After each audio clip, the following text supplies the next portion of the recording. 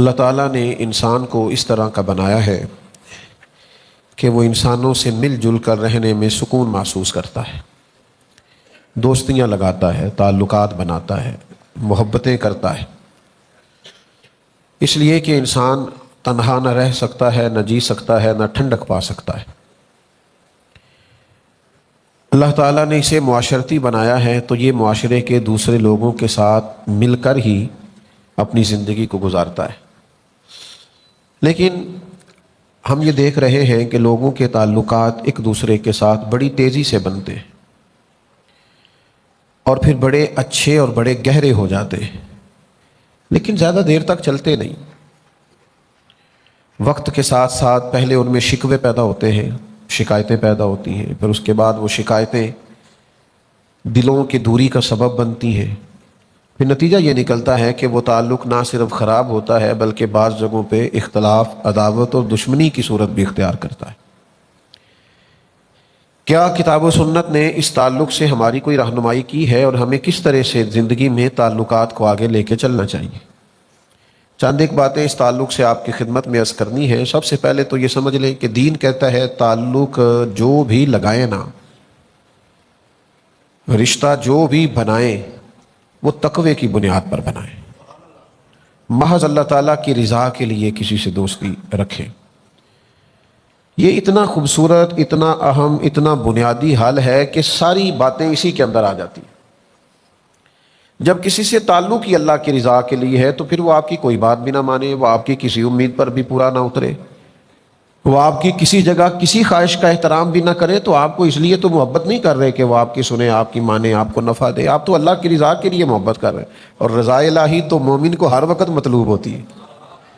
یہ ایک بنیادی بات کتاب و سنت نے ہمیں بیان کر دی، اور اس کے لیے پورا باب ہے بخاری میں، مسلم میں، مشکاہ شریف میں، کہ کسی سے محبت کرنی ہے تو محض اللہ تعالیٰ کی رضا کے لیے کرنی ہے۔ جب یہ تصور کسی بھی تعلق کی بنیاد بنتا ہے تو پھر اس تعلق کے اندر کسی قسم کی کوئی دراڑ پیدا نہیں ہوتی، باقی جتنے بھی رشتے ہیں وہ سارے ٹوٹ جاتے ہیں۔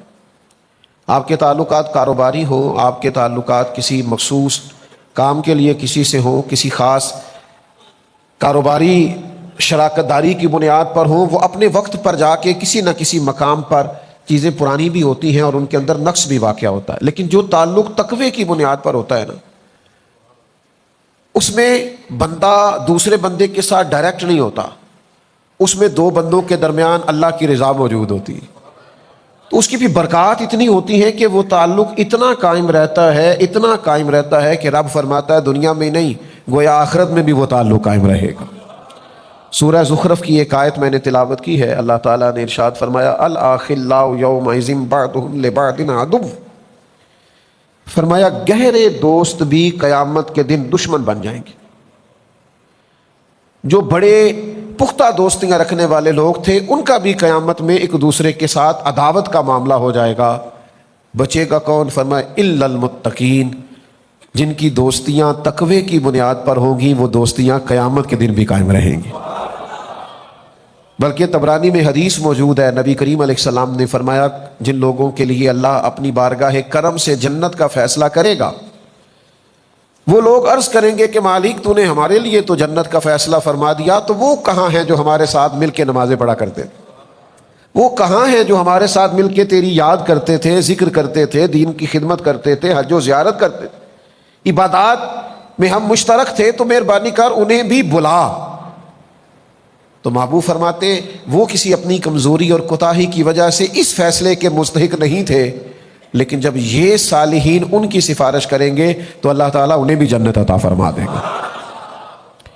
تو تعلقات کی بنیاد اللہ تعالیٰ کی رضا رکھی جائے۔ میں یہ نہیں کہتا کسی کو کام ہی نہ بتائیں، ظاہر ہے کہ جب آپس میں مل بیٹھیں گے تو کوئی نہ کوئی آپ کو کسی وقت کو ضرورت پڑتی ہے، آپ اس کا اظہار کریں، لیکن بنیاد ضروریات پر نہ رکھیں۔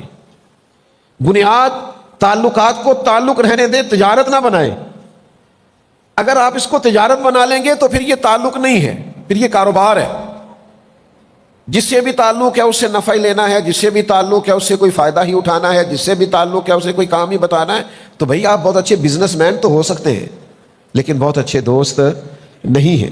بہت اچھے آپ محب اور محبوب نہیں ہیں، آپ ایک اچھے تاجر ہیں، آپ بہترین تجارت کر رہے ہیں، آپ نے چن چن کے ان لوگوں کے کارڈ اپنے پاس رکھے ہیں جو وقت پر آپ کے کام آئیں گے، لیکن یہ ساری تجارت تو ہو رہی ہے، محبت نہیں ہو رہی۔ تو عزیز بھائی یہ یاد رکھیے گا کہ اپنی زندگی کے اندر تعلقات بنائیں، اور یہ تعلق بڑے مزیدار ہوتے ہیں جو اللہ کی رضا کے لیے بنائے جاتے ہیں۔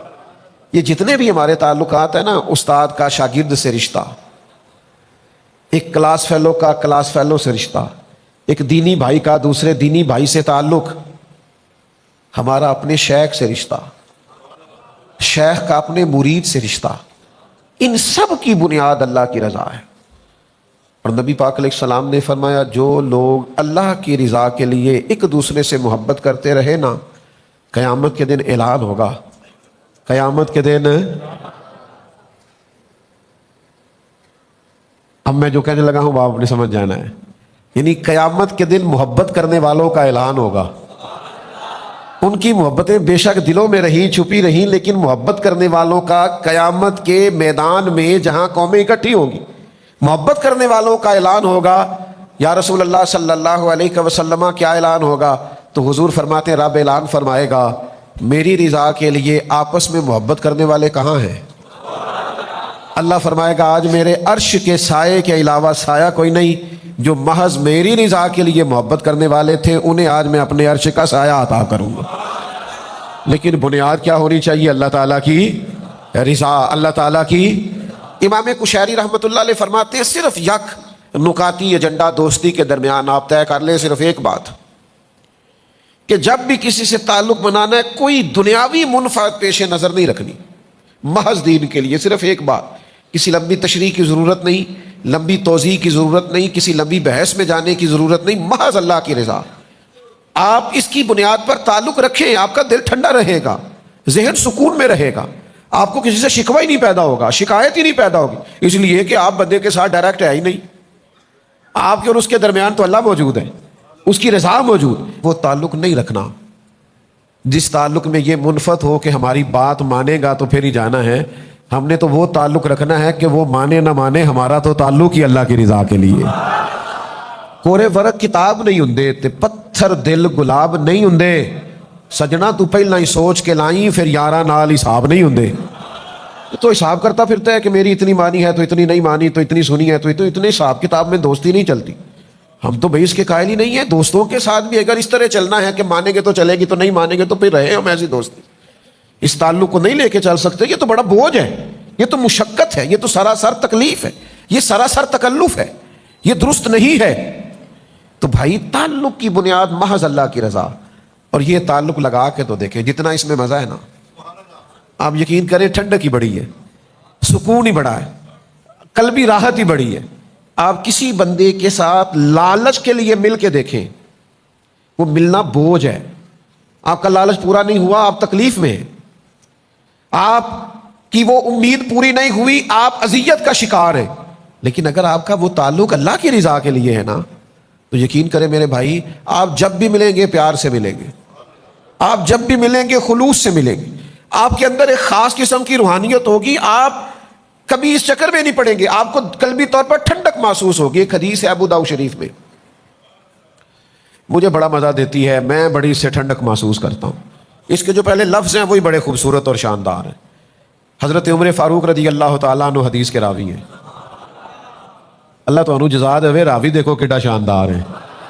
حضرت فاروق اعظم رضی اللہ تعالیٰ عنہ فرماتے ہیں نبی کریم علیہ السلام نے فرمایا قیامت کے دن کچھ لوگوں کو اللہ تعالیٰ نور کے منبر عطا کرے گا اور ان کے نورانی چہرے چمکیں گے۔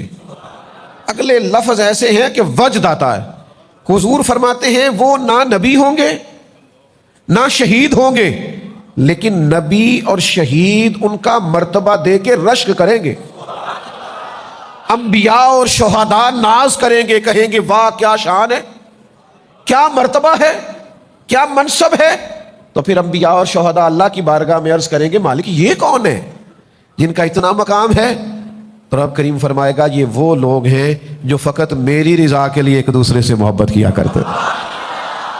اور وہاں حضور نے یہ آیت بھی تلاوت کی، الا ان اولیاء اللہ لا خوف علیہم ولا هم یحزنون، فرمایا بے شک اللہ کے ولیوں کو نہ کوئی خوف ہوگا نہ غمگین ہوں گے، اور حضور فرمانے لگے اس دن ہر بندہ غم میں ہوگا، یہ غم میں نہیں ہوں گے۔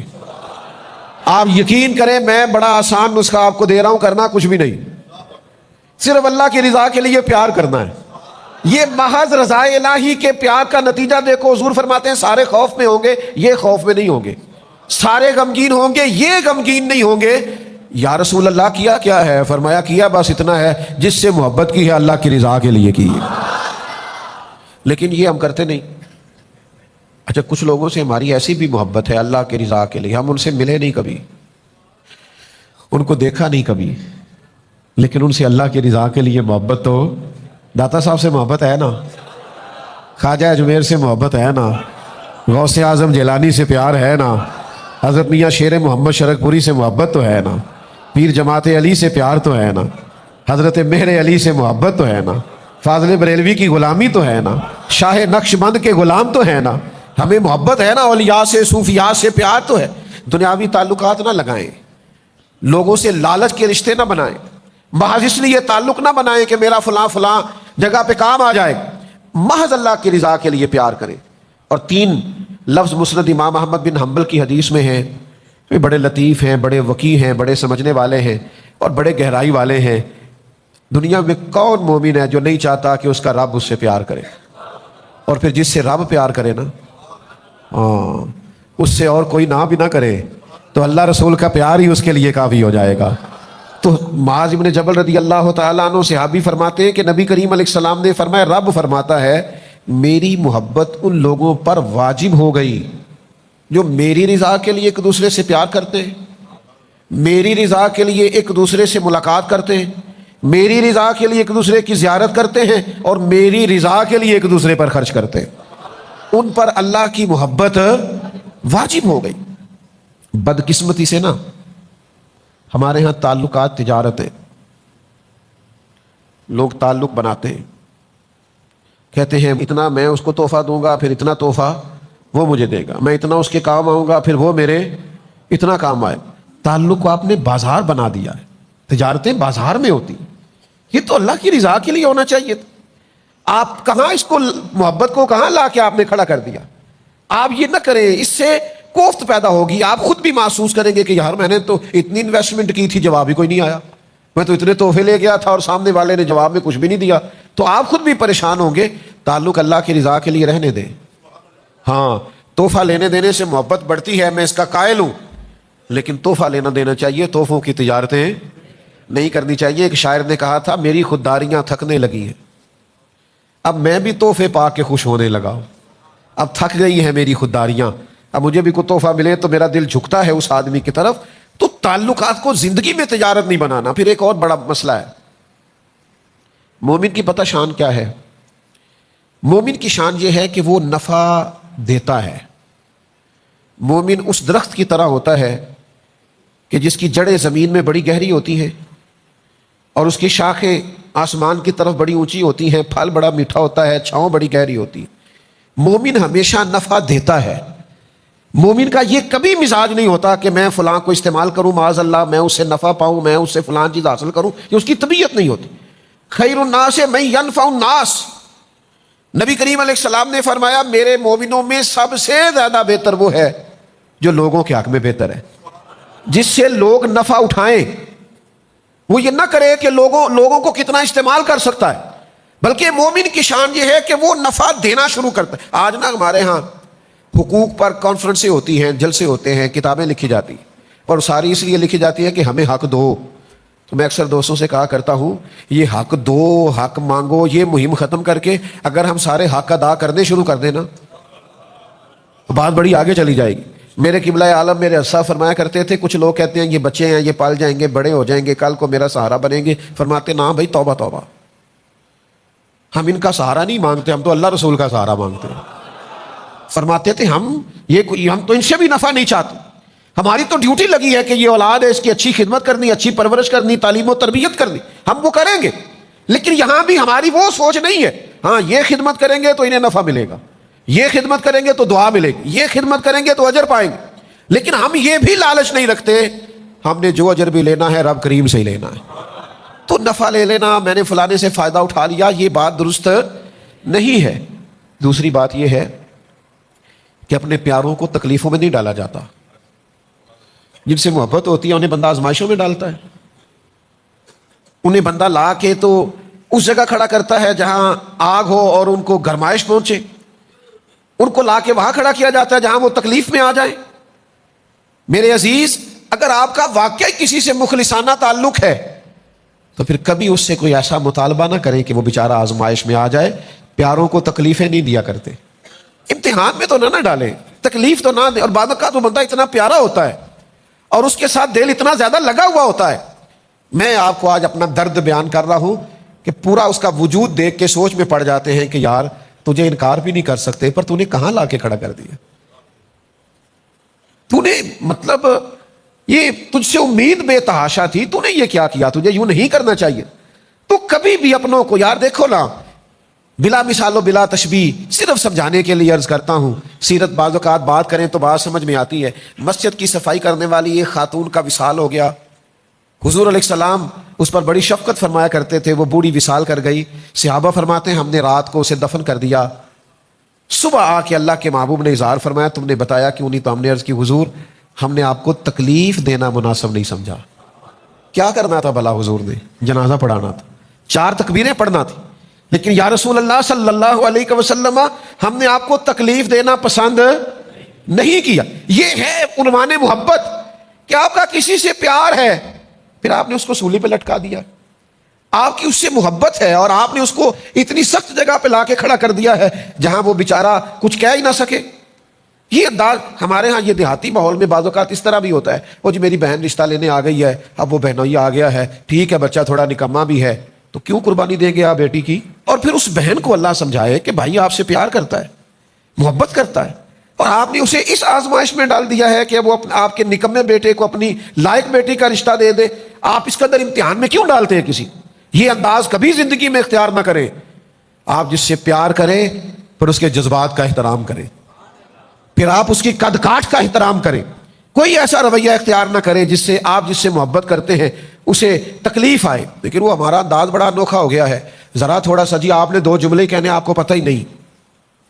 کسی کو 2 جملے کہنے میں انسان کو مشقت کتنی ہوتی ہے، کسی کو 2 جملے کہنے میں تکلیف کتنی ہے، آپ کو اندازہ نہیں اس کا کہ وہ کہے گا یار میں نے دین کے نام پر اس سے 2 دفعہ ہاتھ کیا ملا لیا، یہ تو چکر میں پڑ گیا ہے۔ تو یہ انداز درست نہیں ہے۔ اپنی تعلقات محض اللہ کی رضا کے لیے پھر ایک بہت بڑی مصیبت یہ ہے کہ شکوے بڑے کرتے ہیں لوگ۔ آپ سارے دوست اگر توجہ کریں تو ایک بات کروں آپ سے، جو محبوب ہوتا ہے نا، جو پیارا ہوتا ہے اس کا شکوہ نہیں ہوتا۔ داتا گنج بخش علی حجویری فرماتے ہیں محبوب زیادتی بھی کرے تو اس پہ غصہ نہیں آتا، محبوب جو ہوا۔ اور میرے بھائی جو محبوب ہے نا، محبوب اس کا شکوہ نہیں۔ آپ محبوب ہیں اور آپ 2 لوگوں کو کھڑا کر کے کہہ رہے ہیں فلانے نے میرے ساتھ ایسا کیا حالانکہ میں بڑا پیار کرتا تھا، آپ جھوٹ بول رہے ہیں۔ محبوبوں کے شکوے نہیں ہوتے، آپ کو کوئی پیار نہیں، آپ دھوکہ دے رہے ہیں۔ ایک صاحب میرے پاس ایک دفعہ کھڑے ہوئے، بڑی پرانی بات ہے، کہنے لگے ایک بات کرنی تھی حضرت، آپ سے ایک مشورہ لینا تھا۔ میں نے کہا کیا؟ کہنے لگے وہ ہمارے پیر صاحب ہیں تو یہ مسائل آگے ہیں تو یہاں نکتہ ہے تو میں اب کیا کروں؟ میں کہ پہلا تو بیعت دوبارہ کرنا، تیری پچھلی ٹوٹ گئی ہے، اس لیے کہ یہ تو عقیدت کا رشتہ ہے۔ تو اگر تو آپ نے 2 شکوے کر لیے تو معاملہ ختم ہو گیا۔ محبوباں تے نکتہ چینی کرن تو جڑا باز نہیں آوندا۔ اگلی گل آدم چشتی کیتی جے دقت ہوئی تھی وہ نہ گل کرنی جے میری نہیں جے، یہ انہیں کیتی ہے مرحوم نے، تو بندہ بڑا قابل سی، چونکہ وہ آپ یہ نہ کہیں کہ پیر صاحب آکھے ایسی، میں نہیں دے آکھیا، اس نے کہا ہے تو اس سے بات کر لینا، میں تو اتنے سخت لفظ بول ہی نہیں سکتا۔ اس نے کہا محبوباں تے نکتہ چینی کرن تو جڑا باز نہیں آوندا، اصل منافق جانو اس نو، اصل۔ آدم چشتی یار ایڈا ڈاڈا ہو گیا، نیرا منافق نہیں اصل منافق ہی آگ چھڑے آئی۔ اس نے کہا محبوباں تے نکتہ چینی کرن تو جڑا باز نہیں آوندا، اصل منافق جانو اس نو، یہ جھوٹا پیار جتاوندا ہے۔ سانو تے دسیا عشق دے مفتی جڑا مڑ مڑ کے فرماوندا ہے آزم جتھے دل لگ جاوے اوتھے عیب نظر نہیں آوندا۔ سانو تے دسیا عشق دے مفتی، قربان جاؤں اعظم چشتی کے انداز تکلم پر، سانو دسیا عشق دے مفتی، اور مفتی ایک دفعہ فتویٰ دیتے اعظم چشتی کہتے نہیں مڑ مڑ کے فرماوندا ہے۔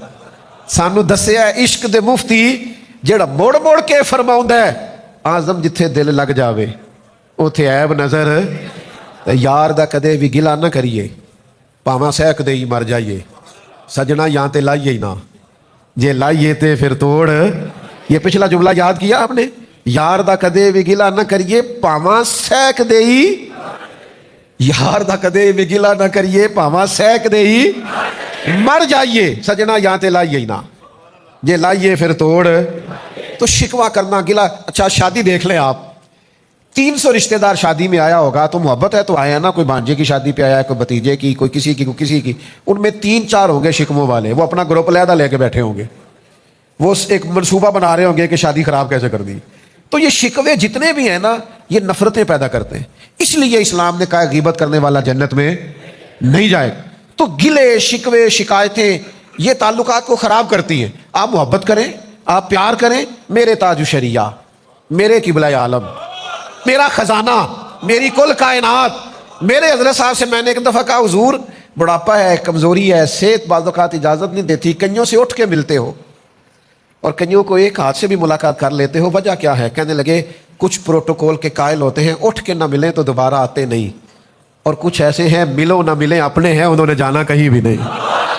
اور سمجھ لو یار جن کو پروٹوکول نہ بھی دیا جائے اس کا مطلب ہے اس نے کہیں جانا, اس کو سمجھو نا. یہ اپنائیت. اگر تیرا پیالہ کبھی توڑ دیا ہے تو اپنا سمجھ کے توڑا ہے, اگر تجھے انکار کر دیا ہے تو اپنا سمجھ کے کیا ہے, اگر تیری کبھی نہیں مانی تو اپنا سمجھ کے نہیں مانی. اس لیے کہ وہ اپنے ہوتے ہیں جن سے انسان جیسا مرضی بھی کر لے, ہوئے جو اپنے.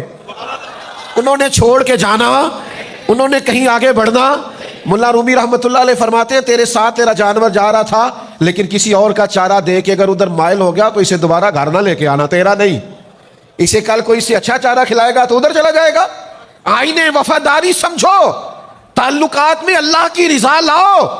ہم کس طرح کے تعلق بناتے ہیں کہ ہر جگہ دنیاوی رشتہ, ہر جگہ دنیاوی تعلق, ہر جگہ ہمارا یہی حال. یعنی غلامی کی کسی شیخ کی, استاد کی, اسے بھی جا کے کہہ رہے کاروبار نہیں چلتا, بیٹا باہر نہیں جا سکتا. یہ بات آپ کو کسی ایجنٹ سے کرنی چاہیے تھی, پیر سے کیوں کر رہے؟ اس کا کیا لینا دینا؟ وہ آپ کی مشکلات کے لیے دعا کرے گا, میں انکار نہیں کرتا, لیکن یہ کہ اگر آپ اس لیے بیعت ہوئے تو پھر تو کہیں اور جانا چاہیے تھا. سنو نا, سب کا دل کرتا ہے نا اللہ بھی پیار کرے, اور سب کا دل کرتا ہے نا بندے بھی اس سے پیار کرے. کوئی ناراض نہ ہو, کوئی تلخی نہ کرے, کوئی مجھ سے بگڑے نہ. سب کا دل کرتا ہے نا کہ اللہ کی بارگاہ میں بھی سرخروئی ہو اور ذرا مخلوق کے درمیان بھی بہتری ہو. یہ ممکن نہیں ہوتا, یہ مشکل کام ہے کہ دنیا بھی بندہ رکھ لے اور اللہ رسول کی بارگاہ بھی, مشکل کام ہے. لیکن ایک حدیث ہے ابو داؤد شریف میں, دونوں مسئلے حل ہو سکتے ہیں. اللہ بھی راضی ہو سکتا ہے اور بندے بھی پیار کریں گے. وہ حدیث کیا ہے؟ نبی پاک علیہ السلام نے فرمایا دنیاوی معاملات سے بے نیاز ہو جاؤ. ہر وقت نہ دنیا مانگا کرو, ہر وقت نہ پیسے مانگا کرو, ہر وقت نہ عہدے مانگا کرو, ہر وقت نہ دنیا داری کی چیزیں مانگا کرو. دنیا سے بے نیاز ہو جاؤ, اللہ تم سے محبت کرنے لگ جائے گا. اور فرمایا جو لوگوں کی جیبوں میں ہے نا اس سے بے نیاز ہو جاؤ, بندے بھی تم سے محبت کرنے لگ جائیں گے. یہ تم کہتے ہو نا فلاں کے پاس بڑا ہے تو مجھے کیوں نہیں دیتا, فلاں کے پاس سرمایہ ہے تو میری بات کیوں نہیں کرتا. فرمایا اس سے بے نیاز ہو جاؤ, لوگوں کے بھی محبوب ہو جاؤ گے, لیکن شرط کیا ہے کہ تھوڑی سی نا لالچ سے بچو, ہرس حوث سے بچو, تمہارا آپس میں پیار ہو جائے گا. اگر آپ پیسوں سے پیار بڑھائیں گے تو ساری عمر دینے پڑیں گے, جہاں بریک لگائیں گے محبت ختم. آپ خلوص سے نیت اور اخلاق کے ساتھ پیار کریں, اس محبت کو دوام ہوگا, دوام, وہ آگے بڑھے گی. ایک حدیث ہے مسلم شریف میں, پہلے بھی اس عنوان کی میں روایتیں بیان کر چکا, لیکن یہ صحیح مسلم کی حدیث ہے, ابو داؤد شریف میں بھی ہے, بڑی خوبصورت روایت ہے. ایک دفعہ نا کچھ انصار مدینہ حضور کی بارگاہ میں آئے تھے, اور یہ بڑے خوبصورت لوگ تھے, مدینے والے, بڑے وفادار تھے, اور نبی کریم علیہ السلام بھی انصار سے بڑی محبت کرتے, مہاجرین سے بھی بڑی کرتے, پر انصار سے بھی بڑا پیار فرماتے. تو یہ انصار مدینہ آئے, آ کے عرض کی یا رسول اللہ صلی اللہ علیہ وسلم, ہم آپ کی خدمت میں نا ایک بہت بڑی گزارش لے کے حاضر ہوئے. تو ادھر بھی دریائے کرم جوش پہ تھا. فرمایا جتنی بھی بڑی ہے بیان کرو. کہ یا رسول اللہ ہمارا دل کرتا ہے کہ آپ ہمیں ضمانت دے دے کہ اللہ ہمیں جنت عطا کرے گا. زندگی کا ایک حصہ میں نے کتابوں میں گزارا ہے, ہلکی سی رائے دیتا ہوں, اور شاید یہ 2 جملے کہنے کوئی اتنے زیادہ ثقیل بھی نہ ہو. مجھے یوں لگتا ہے کہ حضور یہاں بھی فرما دیتے نا کہ دیتا ہوں ضمانت, تو بات ختم ہو جاتی ہے. جو اگلے جملے حضور نے فرمائے یہ میری آپ کی تربیت کے لیے فرمائے. انصار کو ضمانت ہو جاتی وہیں پہ, چونکہ محبوب کے سامنے تھے, حضور جانتے تھے ان کی ہر چیز کو، محبوب اپنی امت کو جانتے ہیں۔ عرض کی یا رسول اللہ صلی اللہ علیہ وسلم آپ ہمارے لیے جنت کی ضمانت دے، تو حضور تھوڑی دیر خاموش رہے، فرمایا ایک ضمانت تم مجھے دے دو اور میں تمہیں جنت کی ضمانت دے دیتا ہوں۔ یا رسول اللہ صلی اللہ تعالی علیہ وسلم بسم اللہ، آپ فرمائے ہم دیتے ہیں ضمانت۔ حضور نے فرمایا مجھے ضمانت دو کہ تم کسی بندے سے کبھی کچھ نہیں مانگو گے، کسی دنیا دار کے آگے ہاتھ نہیں پھیلاؤ گے، اپنی ذات کے لیے کسی سیٹھ نواب سے کوئی سوال نہیں کرو گے، تم مجھے ضمانت دو اس بات کی اور میں تمہیں جنت کی ضمانت دیتا ہوں۔ ہو گئی ضمانتیں، ادھر سے بھی ضمانت ہو گئی، ادھر سے بھی ضمانت ہو گئی۔ انہوں نے کسی دنیا دار سے سوال نہ کرنے کی گارنٹی دے دی اور مدینے والے محبوب نے جنت کی گارنٹی دے دی۔ تو اگر آپ لوگوں سے سوال نہیں نہ کریں گے تو حضور نے جنت کی گارنٹی دی ہے۔ تو ہمارے ہاں تو بھائی لوگوں نے مزاج بنا لیا ہے، جس سے بھی تعلق بناتے ہیں دنیا کے لیے، جس سے بھی رشتہ بناتے ہیں تجارت کے لیے، جس سے بھی تعلق بناتے ہیں امیدوں کے لیے، تھوڑا باہر نکلو، اس طرح آپ کا اپنا دل بھی سخت ہو جائے گا، آپ کی اپنی طبیعت کے اندر بھی بڑے سارے مسائل پیدا ہو جائیں گے، اس سے باہر آئیں۔ یہ ایک بہت بڑا تکلیف والا مسئلہ ہے، اس سے بچیں۔